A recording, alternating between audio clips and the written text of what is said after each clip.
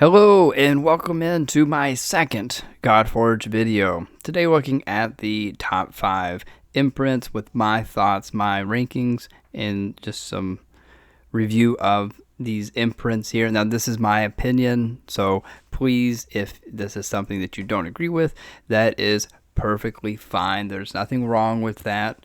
And then, this is just based on the limited information we have. Once the game launches, we'll know a bit more about how to actually rank these things. But these are just fun videos, get our feet wet, and I hope you enjoy these.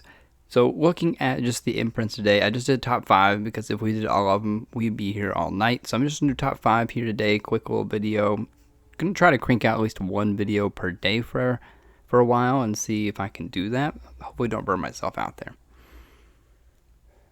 So looking at the top 5 imprints, let's go ahead and dive into that. So first one here, I got Morrigan. I think a lot of people probably have her pretty high. She's always giving you some kind of benefit almost. So, when the enemy receives a buff, right, they have 50% chance of reducing it. And whenever they receive a debuff, 50% chance of increasing it. So all around, that's going to make a big impact on fights. So I have Morrigan listed S tier across the board, and I only go up to S tier, so that's the best you can get. I don't do S plus right now. So looking at the PvE, just explain that right quick. So that's more wave content is what I'm thinking there when I'm ranking that. PvE clan boss or CB is what I'm assuming is a single target fight, longer fight, going to want to have a lot of debuffs, a lot of survivability, and I think that is going to be a big part of Morrigan here, getting extra turns for those debuffs. And then for PvP, a big part of PvP a lot of time is to put a buff on your champions. So an attack buff, a shield, anything like that. 50% chance it's gone or reduced by 1 turn. So if it's a 1 turn type of thing, it's going to be gone immediately. Probably a lot of buffs for 2 turns, but still that makes a big difference, I think, on the fights there. So looking next at, I don't know how that happened. What happened here? Oh, I hit it twice. I apologize, but we're going to keep rolling with it. So Sun Wukong is the next one on the list here. Overall, you're getting survivability, you get immortal for 2 turns, and you're also getting 25% chance for ally attack. So you're getting DPS and survivability rolled into one. That's a good combo, especially on your DPS. That's probably the best DPS imprint. I've got an S and S and an S. There's not much you can say about this. Don't die and then do more damage. That's pretty straightforward. Going to be one that you're going to have on your account as soon as possible. All right, next I got Hercules here, which you had accidentally saw since the jump forward there, but that's okay. It's okay. So looking at his another, prevent heroes deaths, another cheat death, and it heals you for 50% your max HP. So a little different. The other one just, once you die, you don't heal, right? On Sun Wukong, the one we just talked about there.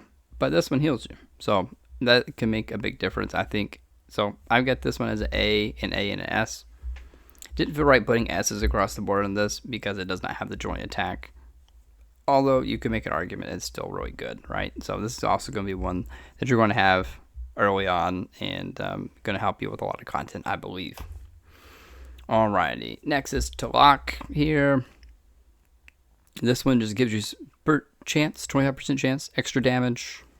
Not bad. 25% chance isn't a big chance, but it's not small either. So I think it's going to make a difference. And you're just doing 10% extra damage to random enemy.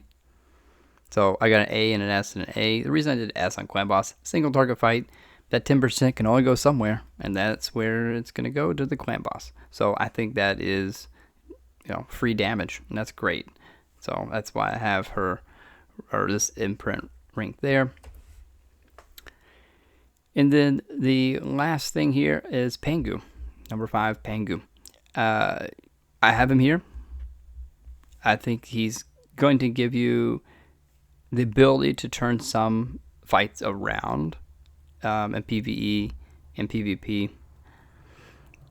You're stealing 10% turn meter, or divinity.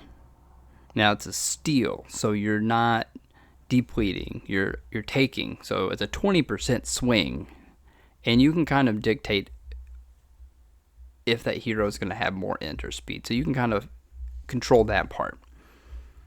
One great thing about alpha is when you face the boss at the end, you could steal that divinity of the boss. If that's still true for clan boss here, I think it makes a big difference. You're delaying that ultimate, or the clan boss from using their ultimate. So I think that is something to look for. I don't know if they're going to have that. It could break the game, but you know what? If they have that, that's going to be something that this imprint's going to allow you to achieve a little bit better. So I really like this imprint as well. And then just going ahead and, my closing slide here is just to talk about chbgaming.com. If you can go there for other resources and the full list of rankings for me. I will say I'm still working on some of the rankings. I have the legendary ones for the imprints put up there. Working my way through the rest. I have the heroes ranked as well on there, and then the weapons as well. I'm going through though and adding some more information on the weapons. So you're welcome to join our community. I'll link our Discord down below. And we have a cluster. So we have any type of pantheon or clan that you are wanting. You can do casual, semi-competitive, competitive, and inside of that we have different ones as well. So we have lots of different opportunities if you want to join us, and we'd love to have you. Well, thanks for watching another video here. Hopefully this was, something informational here. Again, a quick video. Didn't want to make a too long one here today, but did want to put something out, and hope to talk to you all tomorrow. Thank you.